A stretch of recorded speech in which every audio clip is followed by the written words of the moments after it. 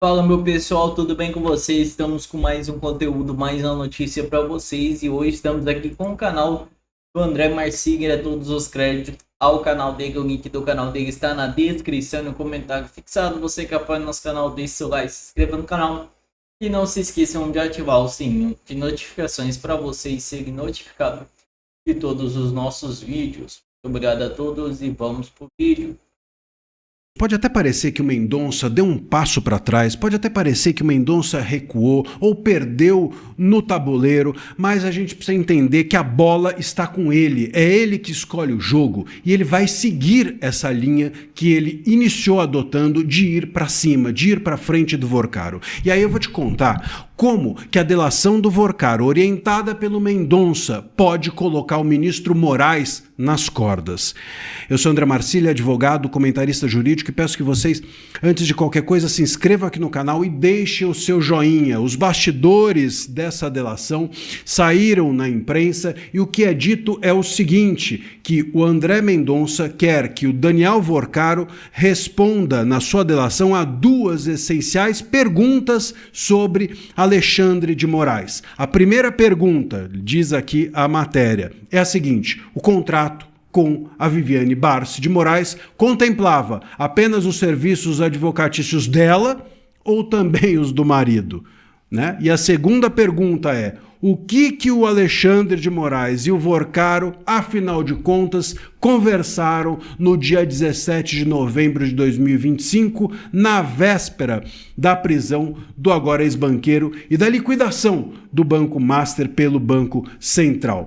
Das duas respostas depende o futuro do Alexandre de Moraes. E isso, meus caros, é um trabalho de formiguinha. A gente precisa entender, é claro que a gente fica desanimado depois do que aconteceu na quinta-feira passada com a CPMI do INSS. É claro que isso daí é um banho de água fria em todos nós, um balde gigante de gelo, mas o André Mendonça, repito, é quem é o dono da bola. Ele tem a relatoria do Banco Master, do caso, e tem a relatoria do INSS. E é ele que vai agora comandar as delações do Vorcaro. Então, queridos, se a gente estiver só olhando para o que deu errado, não vamos enxergar o que está na frente. O jogo segue, o jogo continua e o André Mendonça segue empenhado de fazer com que esses casos se esclareçam. E o Moraes continua absolutamente enterrado nesse caso Master, nesse contrato da sua esposa, que ele provável ou supostamente pode ter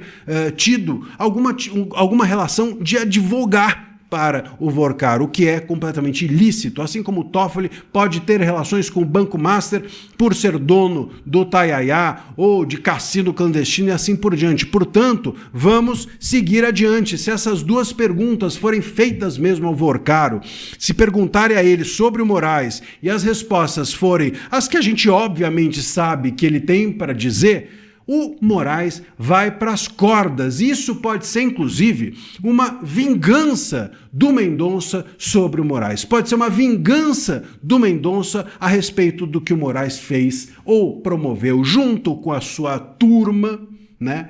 Junto com a maioria que foi formada na semana passada de ministros que simplesmente estão destruindo o STF, pode ser uma vingança do Mendonça em relação a esses ministros. Ah, vocês vão derrubar minha decisão? Maravilha, mas eu estou com a bola é minha, o jogo continua e eu então agora vou derrubar vocês. Derrubaram a minha decisão? Legal, agora eu derrubo vocês.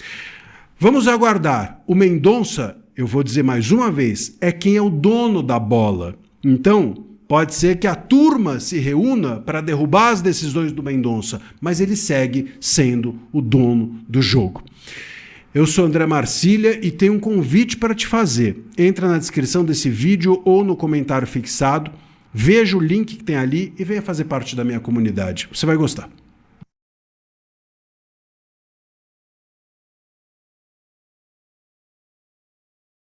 Está em toda a imprensa, o Lula formalizou a indicação de Messias para o STF. Já mandou o nome dele para o Senado, agora seguirá sabatina, etc, etc. O nome dele tinha sido indicado há 5 meses atrás e agora ele foi formalizado. A pergunta que fica é, por que esses 5 meses? Por que demorou tanto? Por que formalizou só agora? E aí, meus caros, tem 3 recados políticos por trás disso que você precisa saber porque atrapalha a sua vida e a nossa.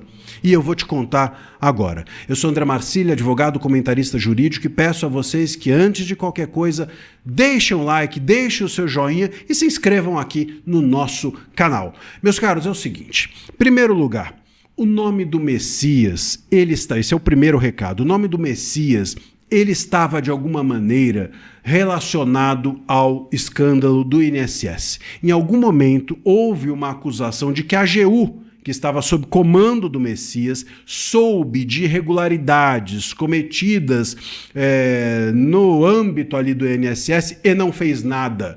Tanto que o nome do Messias estava cogitado para ser ouvido na CPMI do INSS. Com o fim da CPMI do INSS, não tem mais risco de aparecer um esqueleto no armário do Messias. Percebem? Imagina o ridículo de você ser indicado para o STF e num dia você faz uma sabatina e no outro você é ouvido na CPMI para ver se não cometeu ilícito. Claro que isso seria impossível, seria inviável e agora, com o fim da CPMI, o nome do Messias pode voltar a ser lembrado. Esse é o primeiro ponto. Foi isso o que aconteceu. Segundo ponto, segundo recado é que, muito provavelmente, o Lula, durante esses 5 meses, conseguiu, finalmente, negociar o nome do Messias dentro do Senado. O nome do Messias não estava bem cotado, mas o Lula teve 5 meses para negociar. E o Lula, com certeza absoluta, usou esse tempo para essa negociação. Veja, é inviável pensar que o Lula vai indicar uma pessoa para o STF e essa pessoa pode cair na sabatina.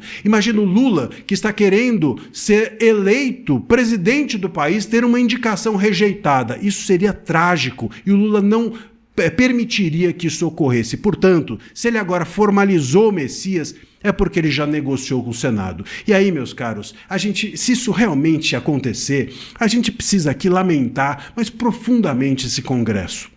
Porque esse Congresso tomou na semana passada um vareio do STF. O STF acabou com a CPMI do INSS e agora esse mesmo Congresso que apanhou do STF vai apanhar de novo, permitindo que o Messias, que faz parte e fará parte dessa maioria que bateu na semana passada no Congresso, fará parte dessa turma, vai compor essa maioria. E agora vão aprovar esse nome?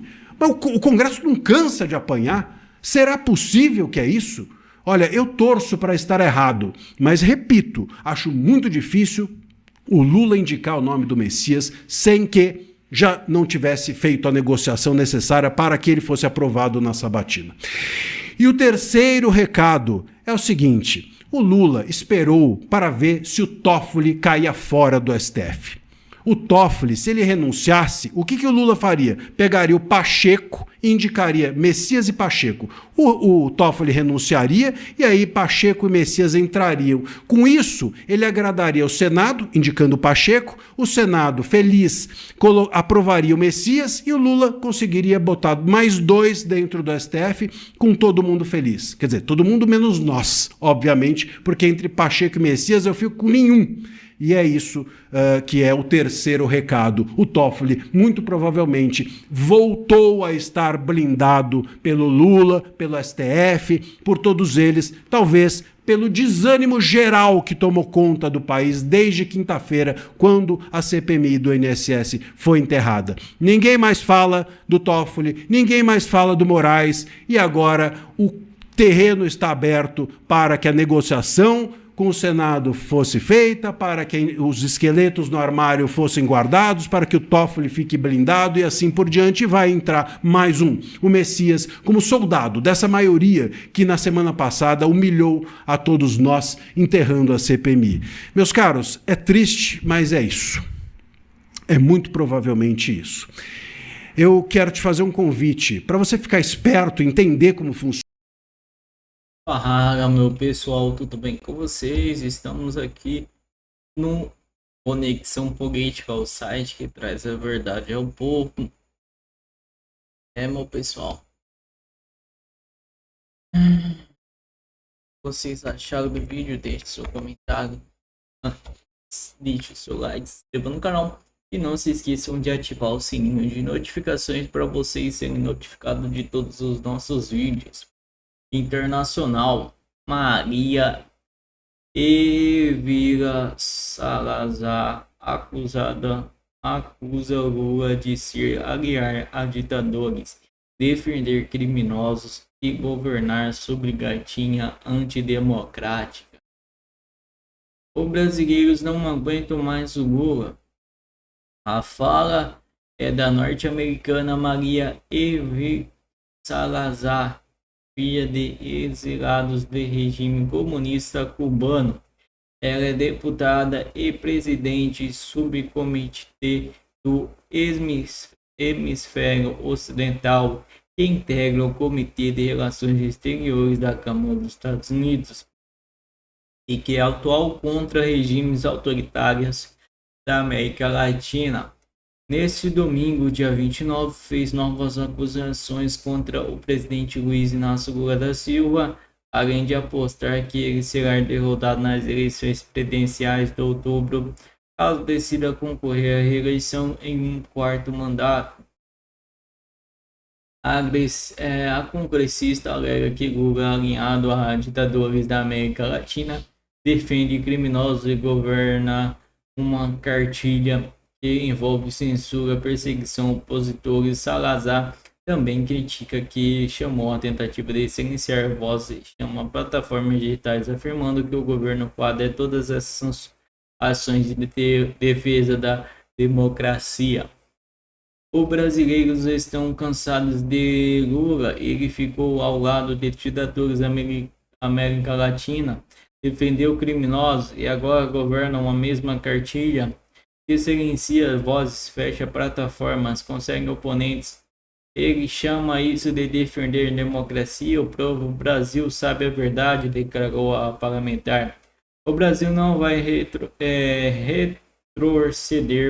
A liberdade vai vencer. O Lula será derrotado nas urnas, emendou a congressista, externou ainda que o governo Lula não segue os princípios da democracia, mas autoritarismo em larga escala. Jornalista premiada atualmente na Câmara dos Estados Unidos desde 2021, Maria representa o 27 distrito da Flórida. Publicamente ficou conhecida como confrontar ditadores latinos americanos, incluindo Fidel Castro, Augusto Pinochet e Nicolás Maduro.